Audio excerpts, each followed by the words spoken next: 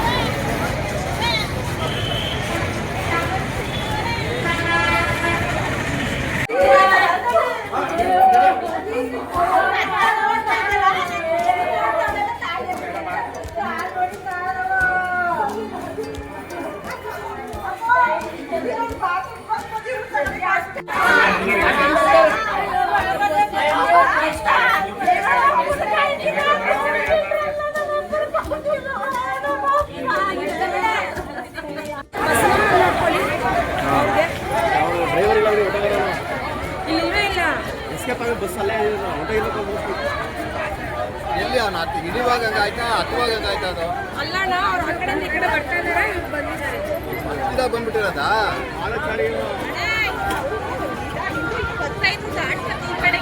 ಅವ್ನು ಬರ್ತಾಯಿದ್ದ ಅವ್ನು ಹುಡುಗರು